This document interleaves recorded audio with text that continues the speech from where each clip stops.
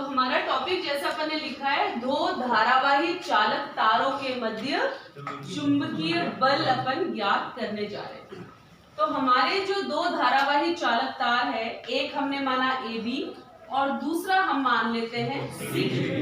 माना तार AB में धारा प्रवाहित हो रही है I1 और इसी के पास में एक अन्य तार है CD जिसमें से धारा बह रही है अपनी I2। इन दोनों तारों के मध्य यदि दूरी छोटे d द्वारा हम दर्शाते हैं तो देखते हैं क्या होता है। हम एक बार के लिए मान लें कि मेरे पास दो तार ना होके सिर्फ एक तार है, जो कि हमने क्या माना AB। हम मानते हैं, हम इस टॉपिक पे आएंगे, पहले ऐसे समझते हैं।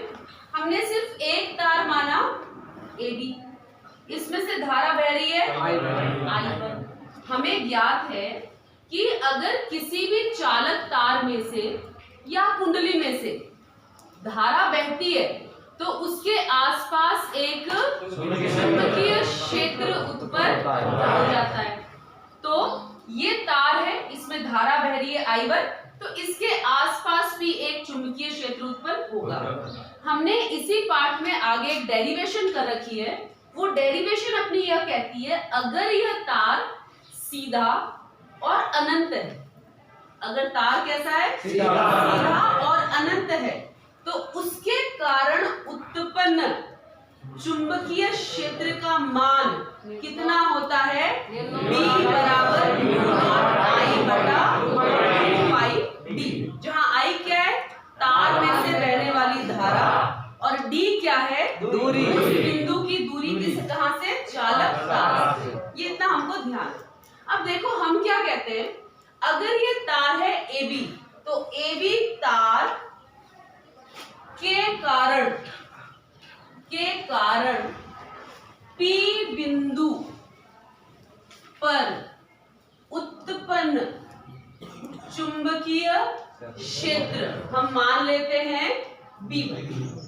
ठीक है, इस AB तार के कारण P बिंदु पर जो चुंबकीय क्षेत्र उत्पन्न हो रहा है, हम उसका नाम क्या देते हैं, B1। तो इस सूत्र के अनुसार B1 का मान कितना होना चाहिए,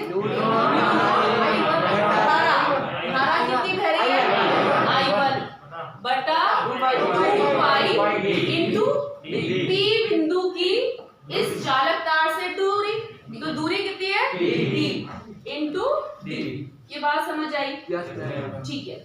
अब बताओ, इस P बिंदु पर हमारा जो चुंबकीय क्षेत्र है वो क्या है, B1। इस B1 की दिशा क्या होगी, इस B1 की दिशा कैसे, कौन सा नियम लगाते हैं अपन लोग, राइट हैंड लोगे या लेफ्ट, राइट हैंड लोगे। फिर कैसे करोगे आप लोग, अंगूठे की दिशा में या हथेली से बाहर की ओर या उंगलियां मोड़ देना, जहां पे उंगलियां मुड़ रही है वो होगा आपका चुंबकीय क्षेत्र की दिशा। तो B1 पे जो चुंबकीय क्षेत्र उत्पन्न हुआ वो कहाँ हुआ, अंदर की ओर। तो इस B1 की दिशा अगर हम लिखें तो क्या होगा, पृष्ठ के लंबवत अंदर। ठीक है, यहाँ तक बात ओके।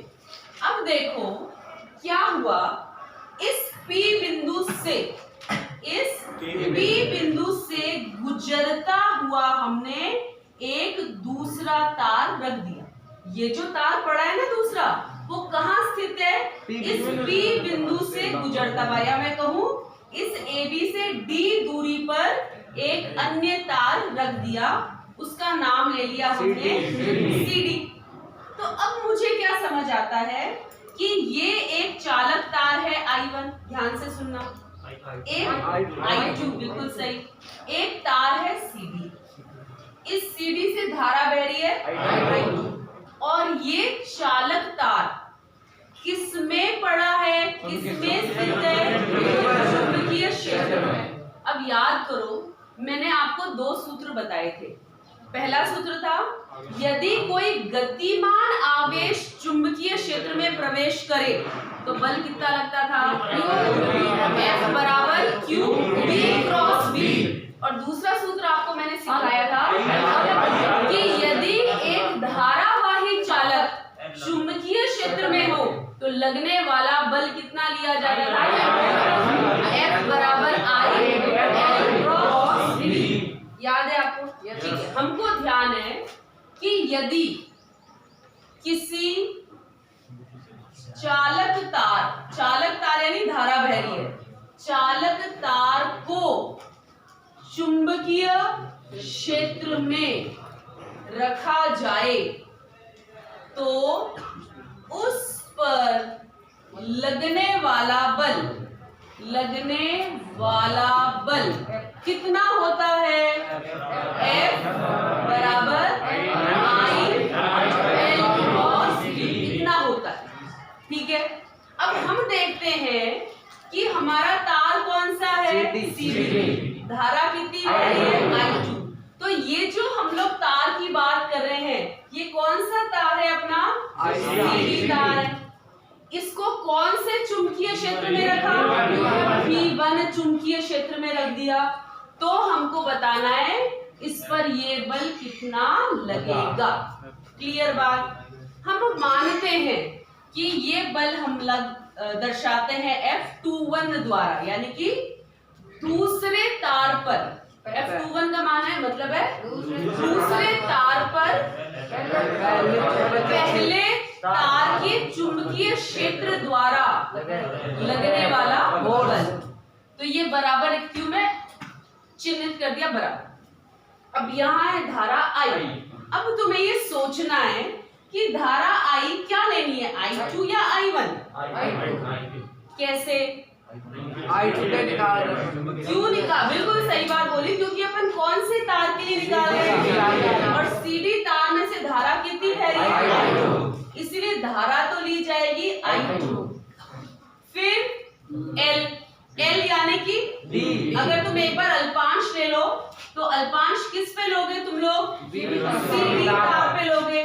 तो ये अल्पांश कितना हो जाएगा? या आप लंबाई ले लेना जो आपको उचित लगता है। लंबाई ले लूं? L। अगर आप अल्पांश चाहते हैं तो अल्पांश ले लेना। वो अल्पांश कितना होगा? DL2। या फिर इस तार की लंबाई, मैं इस तार की लंबाई कितनी ले लेती हूँ? L2। ठीक है। इस तार की लंबाई लेंगे हम लोग क्रॉस चुंबकीय क्षेत्र कितना है यहाँ पर? V1 cross V1। बोलो कोई डाउट? अब इसका बताओ मुझे क्या दिशा होगी? कौन सा नियम लगाओगे? ये बल कौन सी दिशा में लगेगा? क्या है? धारा, लंबाई और चुंबकीय क्षेत्र। तो कौन सी दिशा? फ्लेमिंग का लेफ्ट हैंड नियम लगाओ। कहाँ आ रही है बताओ मुझको? दिशा निकालो, बता रखी है आपको। अंगूठा बल की दिशा, ये वाली उंगली और मध्य उंगली धारा की दिशा। अब देखो कहाँ पे आ रही है, चेक करो। इस पे चेक करना, सब चेक करो। अंदर की ओर है, ठीक है। और बताओ, अंगूठा है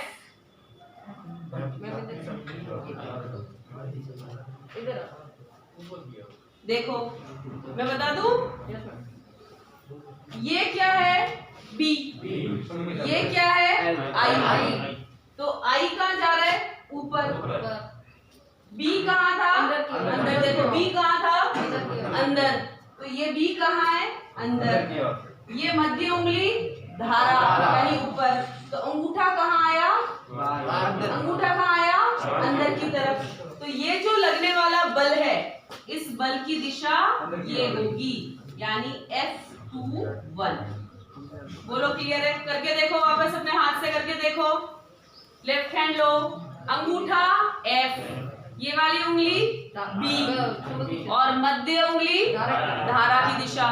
मध्य उंगली को धारा की दिशा यानी ऊपर करो और इस उंगली को कहाँ रखोगे? अंदर। तो ये आएगी स्थिति। फिर अंगूठा देख लो कहाँ आ रहा है, तो ये बल की दिशा कहाँ आई? अंदर की ओर। या मैं लिख दूं तार AB की तरफ। तो ये दिशा कहाँ आई? AB की तरफ। तार AB की ओर। क्लियर? यस। अब देखो, हम मान रखते हैं F21 बराबर I2 L2 क्रॉस B1 यानी L2 B1 साइन थीटा। कोण किसके मध्य बनना है? लंबाई की दिशा हमेशा L की दिशा नहीं जरूरी थोड़ी है। L की दिशा क्या होगी? L की दिशा क्या होगी? जो तार लिया है आपने, तार के लंबाई के अनुदिश, तो लंबाई के अनुदिश यानी कि ये लंबाई के अनुदिश यानी ये B1 की दिशा क्या थी? अंदर की ओर। तो B1 अंदर है और L2 कैसा है? इनके मध्य कोण कितना बना? 90 डिग्री। तो थीटा कितना बन रहा है अपने पास? 90 डिग्री। तो बच्चों साइन 90 डिग्री कितना होता है? ठीक है। तो F21 क्या मिला मुझे? I2 L2 B1। B1 का मान कितना है? शाबाश बोलो।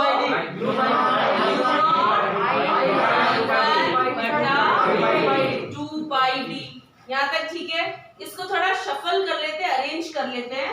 तो और इसको लिखते हैं new not I1 I2 L2 बटा 2πd। क्लियर? ये तो हमारा निकला बल। अगर मैं पूछूं आपको बेटा बताओ प्रति एकांक बल कितना निकला, तो प्रति एकांक यानी कि लंबाई को अपन इधर ले आते हैं या फिर बटा लंबाई कर दो दोनों तरफ, तो हमको क्या प्राप्त होगा? न्यू नॉट I1 I2 बटा 2πd। इसको दे देते हैं सूत्र नंबर 1। क्लियर? पक्का क्लियर? तो इस तार पर, कौन सी? सीडी तार पर लगने वाला प्रति एकांक लंबाई बल कितना निकला? I1 I2 बटा 2πd। अब मैं आपको 2 मिनट का समय देती हूँ। इसको लिखने की तो जगह छोड़ो और आप लोग स्वयं निकालो। जैसा हमने इसके लिए किया आप लोग किसके लिए करोगे? AB के लिए सेम चीज करोगे। AB के लिए कैसे करोगे? पहले मान लेना तार है CD, ध्यान से सुनो क्या करना है। तार है CD, धारा बह रही है I2। तो यहाँ मान लेना कोई बिंदु Q। इस Q बिंदु पर CD के कारण उत्पन्न चुंबकीय क्षेत्र निकालना B2, जिसको नाम क्या दोगे? B2 का मान निकालोगे। B2 सूत्र तो यही आएगा न्यू नॉट I बटा 2πd। धारा की जगह क्या हो जाएगा? I2। बिल्कुल सही। तो आप लोग जब B2 निकालोगे तो क्या आ जाएगा? न्यू नॉट I2 बटा 2πd। फिर यहाँ पर अपने पास चुंबकीय क्षेत्र की दिशा देखना। चुंबकीय क्षेत्र की दिशा क्या होगी? देखो अंगूठा धारा की दिशा में, तो हथेली से बाहर आ रहा है ना, तो यानी कि इस B2 की दिशा क्या होगी? ठीक। अब हम मानेंगे धारा तो इधर I2 मानेंगे, उधर I1। ये चुंबकीय क्षेत्र किसके कारण उत्पन्न हुआ? I2 के कारण। भूल जा कि ये है, मैं मानती हूँ सिर्फ तार CD है। इस तार CD में धारा बह रही है I2। इस तार के कारण Q बिंदु पर उत्पन्न चुंबकीय क्षेत्र देख रहे हैं, तो मैं धारा किसकी देखूंगी? I2 की, यानी कि ऐसा देखूंगी मैं। तो चुंबकीय क्षेत्र इस I2 के कारण Q बिंदु पर उत्पन्न हो रहा है बेटा, है ना। तो धारा की दिशा अंगूठे पे ऊपर की ओर, तो B की दिशा कहाँ आ रही है? बाहर की ओर। तो यहाँ पे क्या लग जाएगा? डॉट। B2 का मान क्या बन जाएगा? न्यू नॉट I2 बटा 2πd। अब मानना कि ये जो आपका तार है AB, वो कौन से चुंबकीय क्षेत्र में है? B2 में। तो कितना बल लगेगा? बल का मान निकालोगे। इसमें आपने F21 की जगह 1-2 कर देना। ये क्या हो जाएगा? ये क्या हो जाएगा? और ये क्या हो जाएगा? अब देखनी होगी आपको दिशा। भूल तो वही है। देखो I कहाँ है? FBI। I कहाँ है? ऊपर। ये आई है, ये कौन है? बी। एफ बी आई, ये कहाँ है? बाहर। देखो ये आई, ये एफ कहाँ है? बाहर। तो अंगूठा कहाँ जा रहा है? अंदर। तो धारा की दिशा क्या आएगी? अंदर की ओर, यानी F12 की दिशा ये आएगी। मान निकालोगे, फिर प्रति एकांक लंबाई निकालो। ये काम करो, आपको 2-3 मिनट का समय दे दिया जाता है। मैंने आपको बता दिया कैसे करना है। हमारे पास टॉपिक है चुंबकीय क्षेत्र में आवेश की गति। एक आवेश है मेरे पास Q। अगर वो Q आवेश पहले से उपस्थित किसी चुंबकीय क्षेत्र में प्रवेश करे, यानी ये कहाँ एंटर करे, चलता चलता कहाँ घुस जाए, किसी चुंबकीय क्षेत्र में प्रवेश कर जाए, तो उस वक्त उस आवेश पर लगने वाला बल F कितना होता है? Q cross B। ये हम सब जानते हैं। ये सिर्फ कब होगा? किसी गतिशील आवेश के लिए होगा, यानी कि कोई आवेश गति करते करते चुंबकीय क्षेत्र में प्रवेश कर जाए, तो उस वक्त लगने वाला बल क्या होता है? F बराबर Q B क्रॉस B। ठीक है, यानी सूत्र बना मेरा F बराबर Q B क्रॉस B। अब आज हम इसकी कुछ स्थितियां देखने जा रहे हैं। माना कि क्रॉस है, तो तुम्हें पता है क्रॉस का मतलब होगा BB sin थीटा, जहां थीटा क्या होगा? वेग व चुंबकीय क्षेत्र के मध्य कोण। सही है, V का मतलब वेग है। ओके, वेग की दिशा सबको पता होती है। ठीक है, अब देखो हम स्थितियां करते हैं। क्या हो यदि थीटा का मान 0 हो? थीटा का मान 0 होने का तात्पर्य है वेग और चुंबकीय क्षेत्र की दिशा समान हो, यानी वेग और चुंबकीय क्षेत्र की दिशा क्या हो? समान हो, या मैं कहूं वेग समांतर हो चुंबकीय क्षेत्र की। तो हम सब जानते हैं थीटा 0 का मतलब है साइन 0। साइन 0 कितना होता है? 0। ठीक है, तो सूत्र क्या बन जाएगा? F बराबर QV साइन 0। अब ये मान क्या आएगा बेटा? 1। अभी मैं समझाऊंगी इसका तात्पर्य। ये पहली स्थिति। दूसरी स्थिति है यदि थीटा का मान 180 डिग्री हो जाए। यदि थीटा यानी कि आपका कण ऐसे प्रवेश करे V से और चुंबकीय क्षेत्र ऐसा लगा होगा। यहाँ पे सेम दिशा थी, ये चुंबकीय क्षेत्र था और कण भी ऐसा गति कर गया अंदर। जब दोनों समान दिशा है तो थीटा क्या है? 0। यदि चुंबकीय क्षेत्र की दिशा ऐसी है और उसके उल्टा प्रवेश कर जाए आपका कोई आवेश, यानी थीटा कितना हो गया? 180। तो साइन 180 कितना होता है? 0। तो इस स्थिति में भी बल कितना लगेगा? 0। यहाँ तक ठीक, इसका तात्पर्य अभी देखते हैं। तीसरी स्थिति है यदि थीटा का मान 90 डिग्री। कैसे? जैसे चुंबकीय क्षेत्र हो अंदर की तरफ, चुंबकीय क्षेत्र हो बोर्ड के अंदर या बोर्ड के बाहर की तरफ, और आपका कण ऐसे प्रवेश कर जाए, है ना? चुंबकीय क्षेत्र अंदर की तरफ है ऐसे बोर्ड में या बोर्ड के बाहर, और कण नहीं आवेश आपका इस चुंबकीय क्षेत्र के अंदर ऐसे प्रवेश कर जाए, तो यहाँ पे लगने वाला कोण कितना होगा? 90। और साइन 90 डिग्री क्या होता है? उस वक्त बल कितना लगेगा? UVB sign 90। साइन 90 1 है, यानी बल कितना हो जाएगा? ये बल का अधिकतम मान होता है। ये बल का मान क्या होता है? अधिकतम होता है। इससे हम क्या समझे? इससे यह समझ आया, देखो बच्चों, यहाँ बल का मान 0 और यहाँ भी बल 0 का तात्पर्य क्या? इसका मतलब ये अगर मेरा आवेश है और कोई चुंबकीय क्षेत्र लगा हुआ है, तो ये आवेश जब इसके अंदर एंटर करेगा तो इस पर चुंबकीय क्षेत्र के कारण कोई भी बल नहीं लगेगा। तो ये जैसे चल रहा था वैसे ही चलता रहेगा। समझ पा रहे हो? बल 0 लगने का मतलब क्या है कि ये चुंबकीय क्षेत्र इस आवेश पर कोई बल नहीं लगा। इसका मतलब यही है कि चुंबकीय क्षेत्र आवेश पर कोई बल नहीं लगाता। कब? यदि वह कण कैसे प्रवेश कर जाए, समांतर या विपरीत। तो अगर चुंबकीय क्षेत्र, ध्यान से सुनो, कुछ बच्चे कंफ्यूज होते हैं। यदि चुंबकीय क्षेत्र आवेश पर कोई बल नहीं लगाता, इसका मतलब ये नहीं है आवेश स्थिर हो गया। इसका मतलब ये नहीं है कि आवेश रेस्ट पर आ गया या स्थिर हो गया, नहीं। इसका मतलब यह है कि जैसे वो आवेश चल रहा था, अगर वो ऐसे चल रहा था, जिस वेग से जिस दिशा में चल रहा था, वो बिल्कुल वैसे ही चलता चला जाएगा। चुंबकीय क्षेत्र होना या ना होना उसके लिए कोई मायने नहीं रखेगा। तो इससे कंफ्यूज मत होना। बल जीरो का मतलब ये कतई नहीं है कि आवेश स्थिर हो गया।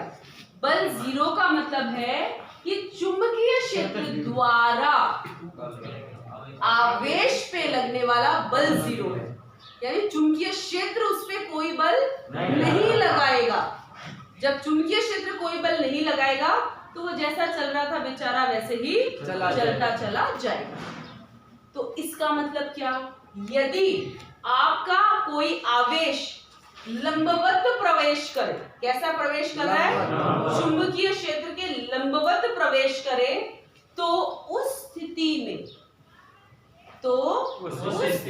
में चुंबकीय क्षेत्र आवेश पर बल लगाएगा, और कितना लगाएगा? अब देखो, समझो, ये आवेश है, ये खुद भी कुछ गति से किसी दिशा में चल रहा था। जैसे ही एंटर करा ये चुंबकीय क्षेत्र में, तो ये भी एक बल इस पे लगा रहा है, यानी इस पे दो बल हो गए।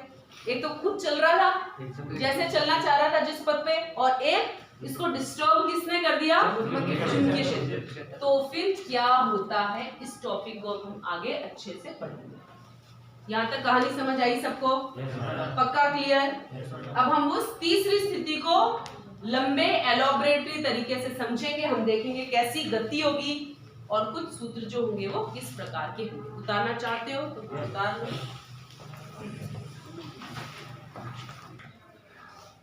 चुंबकीय क्षेत्र कैसा है? अंदर की ओर क्रॉस बनाए ना बेटा, बोर्ड के अंदर की तरफ।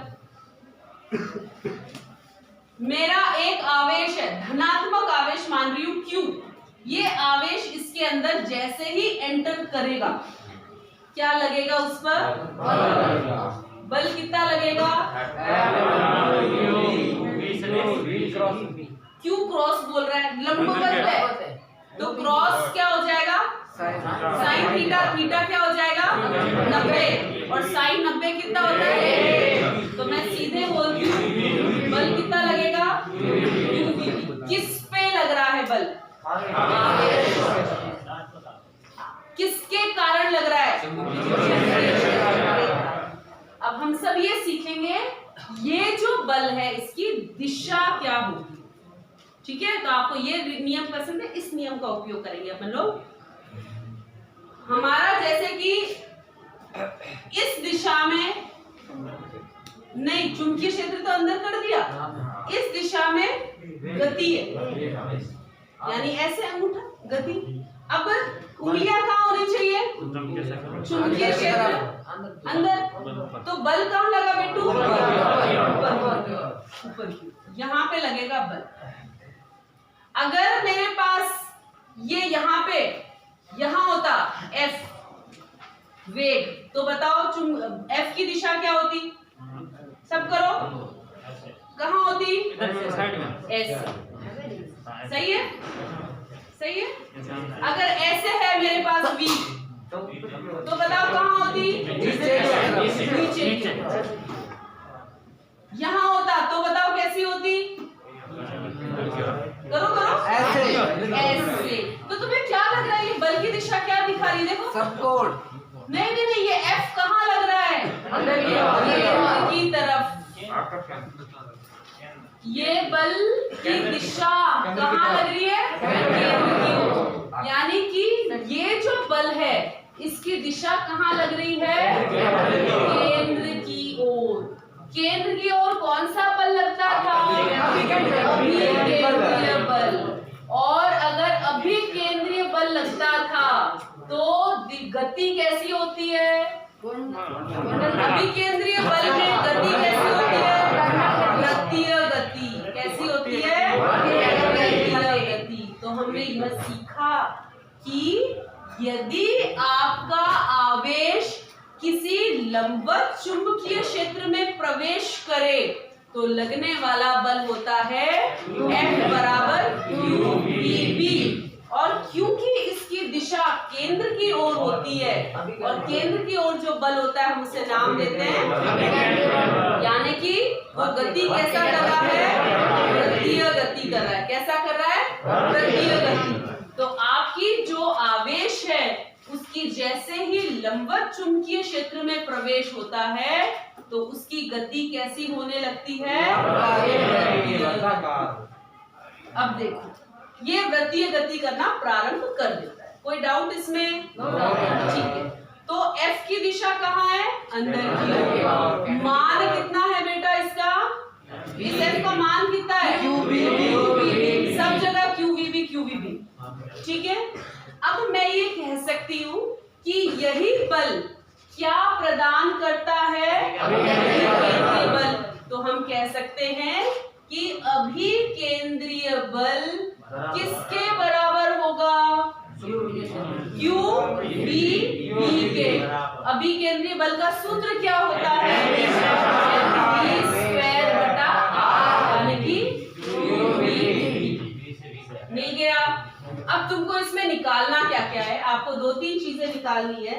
पहली निकालनी है त्रिज्या, यानी कि ये जब वृत्तीय गति करेगा, जब ये वृत्तीय गति करेगा तो ये इसकी त्रिज्या क्या होगी? तो पहली चीज अपन निकालेंगे त्रिज्या। दूसरी चीज निकालेंगे एक पूरा गोल चक्कर लगाने में कितना समय लेता है, यानी कि आवर्तकाल। तीसरा निकालेंगे अपन इसकी आवृत्ति क्या है, F या फिर L। और हम इसमें चौथी कोणीय आवृत्ति भी निकाल सकते हैं। तो कोई बड़ी बात नहीं कही मैंने, ये लिखा हुआ है। इसी में से आप लोग इस सूत्र में से R को निकाल लो। कैसे निकालेंगे? B से B गया, मुझे R चाहिए। R का पक्षांतर करते हैं बच्चों, MV बराबर QRB। तो R कितना हो जाएगा? MV बटा QB। ये पहली चीज निकल गई। कितनी त्रिज्या में घूर्णन करेगा? MV बटा QB। दूसरा क्या निकाला जाएगा? आवर्तकाल। आवर्तकाल क्या है? एक चक्कर में लगा समय। तो एक चक्कर में लगा समय, समय का सूत्र क्या होता है? दूरी बटा। बिल्कुल सही। तो देखो T क्या है? T है एक चक्कर में लगा समय। तो T का सूत्र बोलो क्या लेंगे? दूरी बटा काल। दूरी कितनी होगी बेटा? एक चक्कर में कितनी दूरी होगी? परिधि के बराबर। तो यहाँ पे लेंगे 2πr बटा v। r का मान निकाला अभी अपन सबने। इस r के मान को यहाँ रख दो। तो 2πr की जगह mv बटा qb बटा v से भी गया। तो t क्या बचा? निकल गई दूसरी चीज। तीसरी चीज क्या निकलनी है? आवृत्ति। आवृत्ति क्या होती है? 1/d होती है ना। तो t यानी इसका उल्टा कर दो, QB बटा 2πm। ये निकल गई तीसरी चीज। चौथी चीज क्या निकालनी है? ओमेगा क्या होता है? 2πf। उस पार्ट में भी तो पढ़ा अपन LCR वाले में। ओमेगा क्या होता है? 2πf। तो f का मान रख दो 2πQB बटा 2πm। 2π से 2π भगा दो, क्या बचा? QB बटा निकल गई सारी चीजें। ठीक है ना? तो हमने देखा यदि कोई आवेश किसी लंबवत चुंबकीय क्षेत्र में प्रवेश करता है यानी थीटा का मान 90 डिग्री होने पर लगने वाला बल कितना हो जाता है, QVB। और इसकी दिशा से हमको ज्ञात हुआ यह बल हमेशा केंद्र की ओर लगेगा, यानी कि यदि आवेश लंबवत प्रवेश करता है तो उसकी गति कैसी हो जाती है, वृत्तीय गति हो जाती है। वृत्तीय गति में अपन ने 4 चीजें निकाली, त्रिज्या, आवर्तता, आवृत्ति और कोणीय आवेश। कोई डाउट? ठीक है, उतार दो। देखते हैं हमारे पास जो कण है आवेशित, जिसे हम Q कह रहे हैं, उसकी गति ना तो 0 हो ना 90 हो, यानी कि मान लो ये चुंबकीय क्षेत्र है B, है ना, और कण ना तो ऐसे घुसता है ना ऐसे, कुछ कोण बना के प्रवेश कर जाता है कण। माना कि वो कोण कितना है, थीटा। ये थीटा कोण जो है वो 0 और 90 के मध्य है। देखो सुनो, ये मेरे पास चुंबकीय क्षेत्र था, अब कण कैसे घुसा इसके अंदर, ऐसे टेढ़ा, यानी कि ये जो कोण है वो 0 और 90 के बीच है। तो पथ कैसा होना चाहिए, ये अपना टॉपिक है। देखो क्या होता है, क्योंकि ये वेग है, एक सदिश राशि है, ये ना x में है ना y में है, तो क्या होगा इसका घटक। इस दिशा में घटक कितना होगा बच्चों, v cos। ध्यान से सुनना मेरी बात, बहुत ध्यान से। इस दिशा में क्या होगा, ध्यान से सुनो, ये जो घटक है v cos थीटा जो घटक है, वो कैसा घटक है, वो आपको याद हो मैंने पहली चीज इसमें कराई थी, जब थीटा बराबर 0 डिग्री, यानी कि v को समांतर लिया था मैंने b के, याद आई बात। यानी ये कौन सा घटक है, मैं कहूंगी ये v का समांतर घटक है। बोलो ये बात समझ आती है, समांतर घटक क्यों लिखा समझ आती है सबको, ठीक है। और इस घटक को क्या लिखा जाएगा, लंबवत घटक है। क्यों, क्योंकि ये चुंबकीय क्षेत्र के साथ कितने का कोण बना रहा है, तो मैंने कहा v लंबवत घटक है v sin थीटा और समांतर घटक है v cos थीटा। इसमें किसी को डाउट नहीं है तो टॉपिक में समस्या नहीं आएगी, डाउट है तो कुछ समझ नहीं आएगा, बोलो नो डाउट। चलो अब हमने क्या देखा था, हमने जो बात अभी पहले शुरुआत की थी वो हमने कही थी, अगर v और b समांतर होता है तो थीटा कितना होता है, 0 डिग्री, तो बल कितना लगता है, 0। तो गति कैसी होती है, गति कैसी होती है, गति कैसी होती है, जैसा आपका चल रहा था आवेश वैसे ही चलेगा, यानी कि वो सीधे सीधे चला जाएगा, उसपे वो कोई भी बाहर से बल नहीं लगाएगा। Q की गति पर या उस जो जैसे चल रहा था उस पर कोई भी प्रभाव नहीं पड़ेगा। कब, यदि आपका थीटा 0 है, मैंने बात कही थी स्टार्टिंग में। तो अगर हमारे पास v समांतर है b के, यानी कि कौन सा घटक, v cos थीटा वाला घटक, ये क्या करेगा, अगर ये घटक है तो बल कितना होगा, 0। तो आवेश की गति या पथ, गति नहीं कहना चाहिए, पथ, पथ कैसा होगा, सरल रेखा। कैसा होगा, सरल रेखा। जैसे चल रहा था वैसे ही चलता रहेगा, जैसे चल रहा था वैसे ही सीधा सीधा चलता रहेगा। दूसरी बात हमने देखी थी, अगर ये दोनों एक दूसरे के लंबवत हो, यानी कि चुंबकीय क्षेत्र के लंबवत कोई आवेश प्रवेश कर जाए तो थीटा कितना होता है, भावेश 90 डिग्री, बल कितना लगता है उस पर, QVB, और पथ कैसा होता है, वृत्तीय।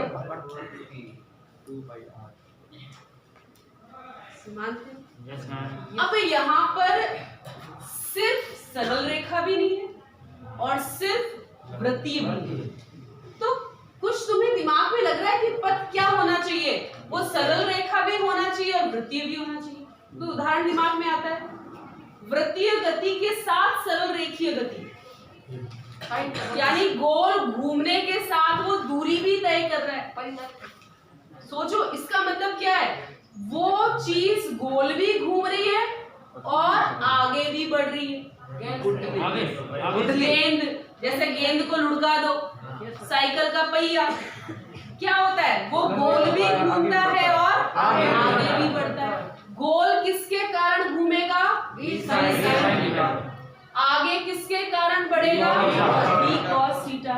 तो इस गति को कहते क्या है, गोल घूमने के साथ आगे बढ़ती है, इस गति को क्या कहते हैं, घूर्णन नहीं कहते हैं, इस गति को कुंडलिनी पथ कहते हैं।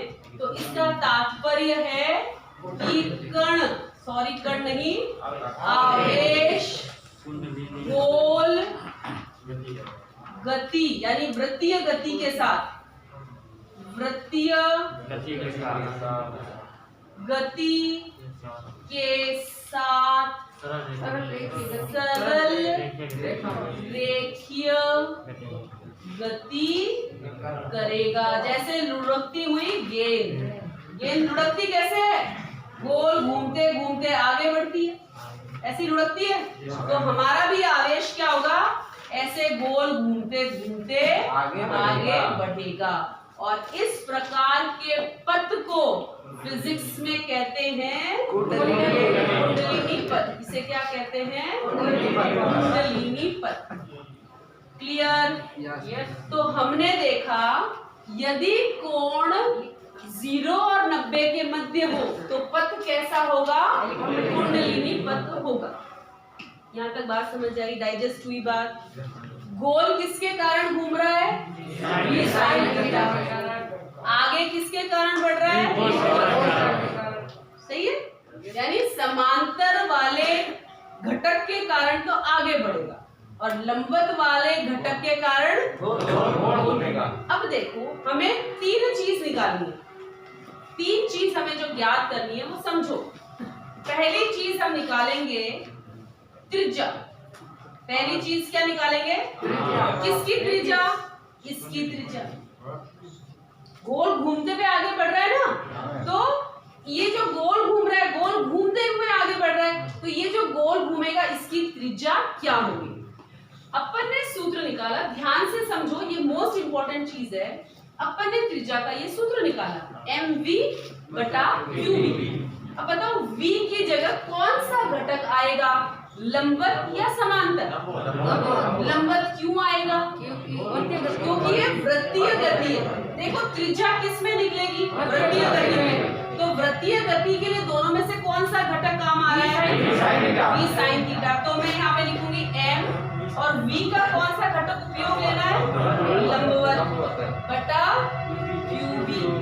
v लंबवत का मान कितना निकाला हुआ है अपन ने, v sin थीटा बटा qb। ये पहली चीज, क्लियर। दूसरी चीज अपन को निकालनी है आवर्तकाल। आवर्तकाल क्या होता है, एक चक्कर लगाने में लगा समय। एक चक्कर लगा रहे हो, चक्कर कैसे लगाओगे, गोल लगाओगे। तो यहाँ पे जो आपका वेग होगा उसका कौन सा घटक लेना पड़ेगा, क्यों, वृत्तीय गति के लिए कौन जिम्मेवार है, साइन थीटा। तो ये जो दूसरी चीज आप आवर्तकाल निकालोगे, 2πr बटा v का कौन सा घटक, v का कौन सा घटक, क्योंकि लंबवत के कारण ही वो गोल घूम रहा है। तो ये आ जाएगा 2πr। v लंबवत का मान कितना है मेरे पास, साइन थीटा। 2 चीज निकल गई, 2 में कोई डाउट।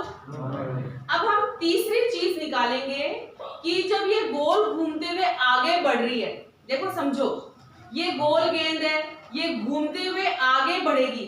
जब एक पूरा गोल घूम के आगे बढ़ेगी तो कुछ दूरी भी तय करेगी, उस दूरी को कहते हैं पिच। एक चक्कर लगाने में एक वृत्तीय गति जब होगी, सोचो साइकिल का पहिया है, दिमाग में सोचो साइकिल का पहिया है, ये साइकिल का पहिया। यहाँ पे तुमने एक निशान लगा दिया मार्कर से, यहाँ पे एक तुमने सफेद चिन्ह लगा दिया।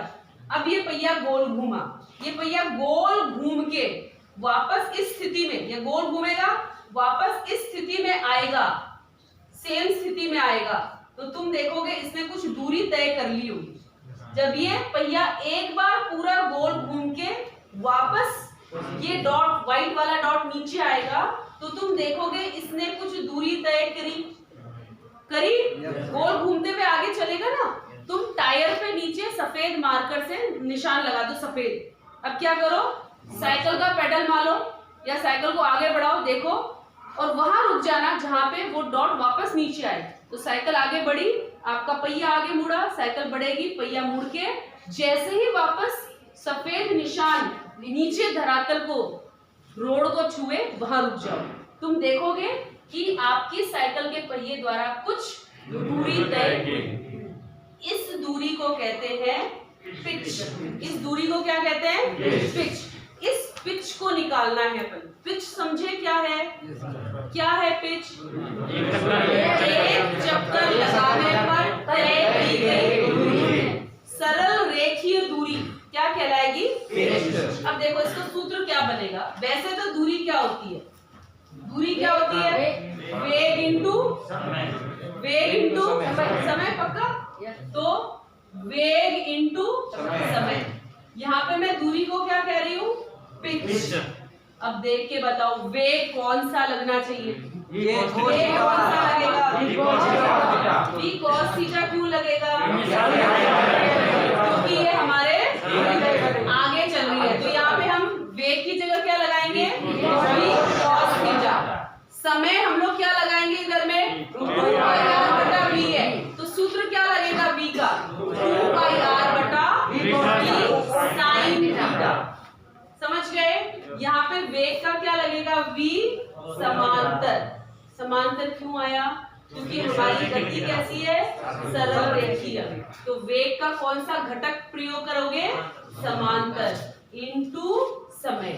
v समांतर कितना है अपने पास में? v cos theta. तो v समांतर की जगह लगा देंगे अपन लोग v cos थीटा, और पीछे अपना सूत्र, वो QB वाला सूत्र था ना, T बराबर वो वाला सूत्र लगोगे 2πr/QB। क्लियर है? तो आज का अपना टॉपिक इतना ही है बच्चों। लोग केंद्र बंद कर दे। जितना भी आज आप लोगों को पढ़ाया